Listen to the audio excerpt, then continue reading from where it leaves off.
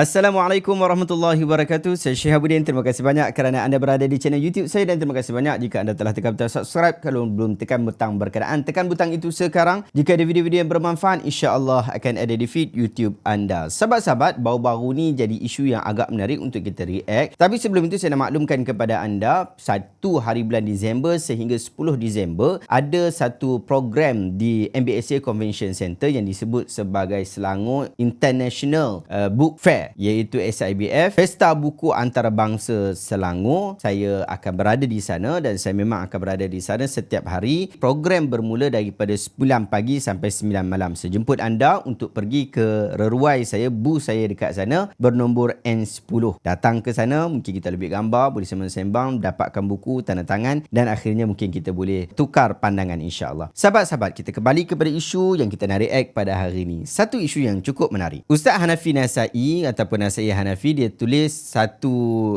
post dekat Facebook. Dia kata program ilmiah sebelum Ramadan 1445 Hijriah, insya-Allah bermula daripada pertengahan Januari 2024 sehingga Mac 2024 kan ada 2 program baru yang akan dilaksanakan secara online. Yang pertama, daurah sifat solat Nabi SAW oleh Al-Albani menurut kacamata mazhab Asy-Syafi'i. Poster dan pendaftaran telah dibuka. Yang kedua, daurah ringkas Syama'il Muhammadiyah. Kitab Syama'il Muhammadiyah ialah karangan At-Tirmizi dan ringkasan yang akan digunakan ialah oleh Al-Albani. Poster dan pendaftaran akan dikongsi dalam masa terdekat, insya-Allah. Pada bulan Syawal, daurah asas usul fiqh untuk orang awam akan digunakan, insya-Allah. Jadi yang saya tengok ia adalah satu program yang biasa saja, iaitu program menggunakan sifat solat Nabi, buku sifat solat Nabi oleh Al-Albani rahimahullah, tetapi akan diterangkan, akan dijelaskan, bahkan akan diteliti oleh Dr. Hanafi Nasai yang mana dia mempunyai kepakaran dalam bahagian hadis, mempunyai kepakaran dalam bahagian fiqh. Oleh sebab itu, dia nak buat satu program yang mungkin lebih mesra kepada orang Melayu di Malaysia yang mana kita bermazhab dengan mazhab Asy-Syafi'i rahimahullah. Lalu diletakkan program bedah buku sifat salat Nabi oleh Al-Albani, tapi kita akan jelaskan juga berdasarkan mazhab Syafi'i. Maksud yang saya faham ialah boleh jadi jika ada pandangan-pandangan yang dibawa oleh Al-Albani itu tidak bertepatan dengan mazhab Asy-Syafi'i, akan dijelaskan oleh Dr. Hanafi Nasai. Nampak macam okey, tak ada masalah. Tetapi jadi havoc isu ni kerana ada seorang yang berpangkat PhD doktor juga memberikan ulasan. Dr. Abdul Rahmanov ditulis, dia kata, saya berasa pelik apabila membaca iklan daurah kitab sifat salat Nabi SAW oleh Al-Albani menurut kacamata mazhab Imam Syafi'i. Syekh Al-Albani berfahaman salafiyah. Prinsip asas fahaman salafiyah ialah tidak berpegang kepada mazhab, bahkan mengajak mencari dalil direct daripada Quran dan hadis. Syekh Al-Albani mengarang kitab sifat salat Nabi SAW berdasarkan neraca fahaman salafiyah, iaitu tidak bermazhab. Tetapi ada pihak yang ingin mengulas kitab ini berdasarkan neraca mazhab Imam Syafi'i. Pelik dan ajaib sama sekali. Syekh Al-Albani diangkat oleh golongan salafiyah sebagai muhaddis zaman ini dan digelar sebagai Al-Allamah, ulama besar. Kedudukan Syekh Al-Albani cukup tinggi hingga jika sesuatu hadis tiada komentar daripada Syekh Al-Albani, maka ia seolah-olah tiada nilai. Syekh Al-Albani mengarang kitab mendhaifkan hadis-hadis yang diriwayatkan oleh imam-imam hadis seperti kitab Dhaif Sunan Tirmizi, Dhaif Sunan Nasai dan sebagainya. Ulama mempertikaikan komentar Syekh Al-Albani kerana periwayatan hadis mempunyai banyak jalan turuk dan ulama rijal khilaf tentang setengah perawi hadis. Jika satu jalan hadis kelihatan perawinya dhaif, perlu lihat jalan riwayat hadis yang lain. Dengan kata lain, tidak boleh dengan qat'i atau ilzam mengatakan darjah hadis ini sebagai dhaif. Perkara ini adalah disiplin dalam ilmu, namun orang awam tidak mengetahuinya. Ustaz pun ada yang terbelit sama sebab komentar hadis itu dilakukan oleh Syekh Al-Albani. Telan dan terima tanpa banyak soal. Kadang-kadang Syekh Al-Albani juga didapati melakukan kesilapan dalam memberi komentar tentang darjah hadis. Perkara halus begini orang awam tidak mengetahuinya. Kitab Sahih Al-Bukhari dan Muslim dianggap kitab rujukan hadis yang hebat, namun Syekh Al-Albani ada juga mendhaifkan hadis-hadis yang diriwayatkan oleh kedua imam besar ini. Jika mahu daurah kitab salafiyah, tidak perlu kelirukan masyarakat dengan ulasan kononnya ulasan berdasarkan neraca mazhab, sedangkan kitab itu sendiri tidak berlandaskan mazhab. Perlu diingatkan golongan salafiyah melarang orang ramai bertaklid dengan mazhab tertentu, tetapi mereka pula sentiasa bertaklid dengan Ibn Taymiyah, Ibn Qayyim, Ibn Baz, Ibn Utsaimin. Aneh bukan? Ulama Islam telah bersusah payah membentuk mazhab untuk memudahkan orang awam untuk melakukan urusan ibadat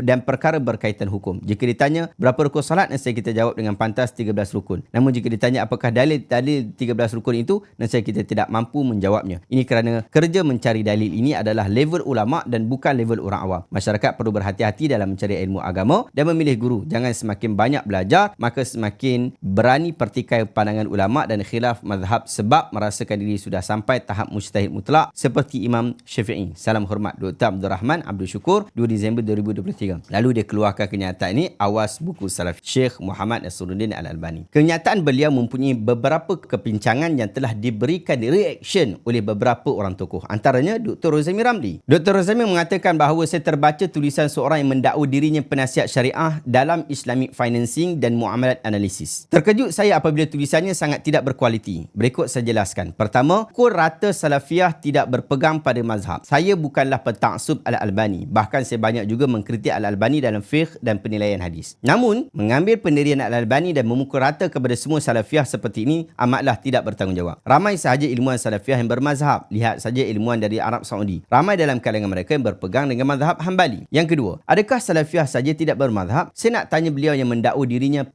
penganalisis muamalat. Perbankan Islam di Malaysia ini bermazhab apa? Campur-campur mazhab atau bermazhab Syafi'i saja? Jadilah jujur pada diri sendiri. Saya pernah bertanya seorang kuh ilmuwan muamalat Malaysia tentang perbankan Islam di Malaysia. Beliau menjawab, perbankan Islam di Malaysia tidak bermazhab. Jadi adakah perlu berhati-hati dengan perbankan Islam di Malaysia? Jika betul beliau nak tegas pada satu mazhab, tolong betulkan produk-produk di perbankan Islam yang tidak mengikut mazhab Syafi'i. Dr. Rozami Ramli, lalu dia bagi screenshot juga kenyataan daripada Dr. Abdul Rahmanov yang kita dah tunjuk tadi. Isu ini juga diulas oleh Ustaz Ihsan Sabri. Dia kata kajian masa saya berkaitan Al-Albani dan Syed Sabiq. Ada ketika Al-Albani benar dan ada kalanya Syed Sabiq benar. Begitulah dunia akademik dan ilmu, matang dan juga bebas. Dan perkara ini juga diberi keulasan oleh Dr. Nasai Hanafi yang nak buat program tu. Dia kata, saya tak mahu ambil pot sangat apabila orang kritik Al-Albani atau Salafi dalam kes bermazhab atau tak bermazhab. Sebab kita tahu yang isu ini tidak akan berkesudahan. Tetapi apa yang saya tak boleh nak hadam ialah apabila ada orang yang menulis komen sinis berkaitan program yang saya akan buat. Lagi saya tak boleh hadam ialah apabila komen sinis tersebut datang daripada figura dalam bidang akademik yang mempunyai PhD dalam pengajian Islam. Okeylah, saya buat kesimpulan senang bagi yang susah faham. Yang pertama, daurah tersebut ialah kajian perbandingan antara apa yang Al-Albani kata sebagai sifat solat Nabi SAW dan apa yang mazhab Syafi'i kata sebagai sifat solat Nabi SAW. Salah satu metodologi kajian dalam dunia ilmiah ialah metodologi komparatif. Yang kedua, kenapa kitab sifat solat Nabi SAW oleh Al-Albani? Sebab ia kitab yang tersebar dan ada impaknya dalam masyarakat, sama ada secara positif atau negatif. Maka ia layak untuk dijadikan medan kajian bagi orang yang berminat untuk mengkaji. Harap orang awam dan orang yang ada PhD boleh faham. Tak perlu nak rasa lebih Syafi'i berbanding orang lain. Takut-takut orang tanya mengaji kitab apa dan mengaji dengan siapa dalam mazhab Syafi'i, takut tak boleh jawab dan terbuka pekung. Sebab yang pertama tak berguru, yang kedua kalau berguru pun habis ke tak baca kitab tu, yang ketiga kalau habis pun berapa kitab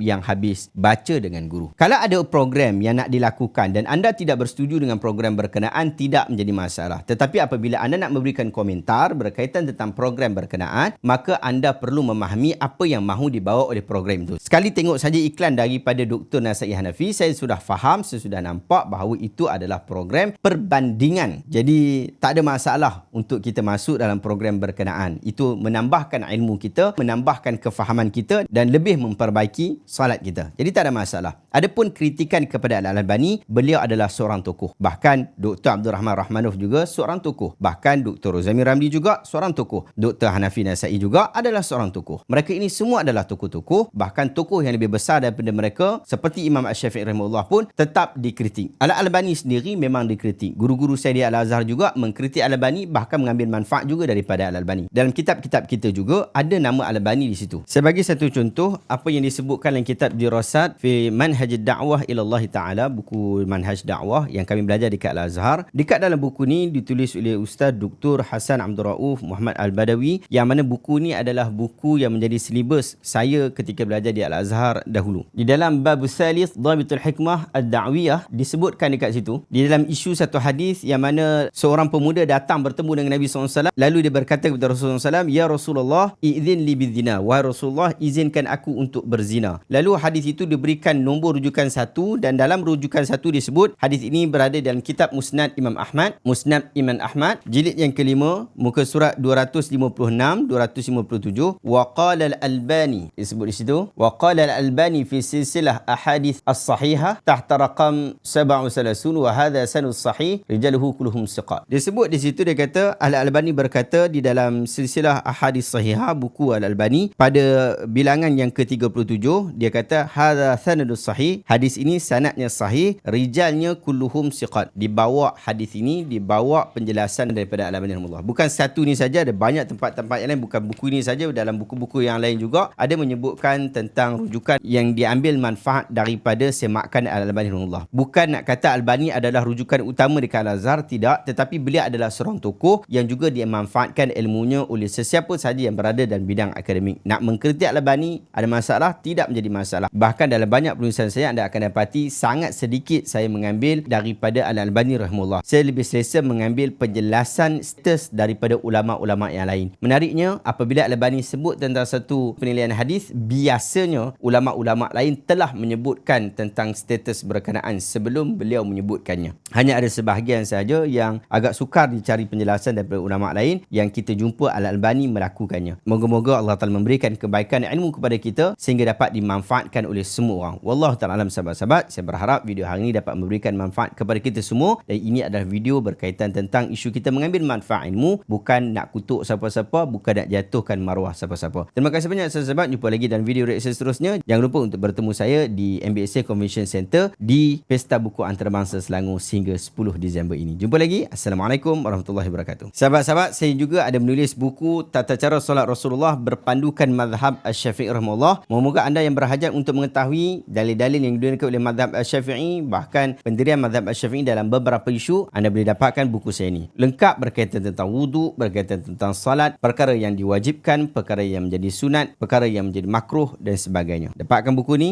saya letakkan link dekat bawah.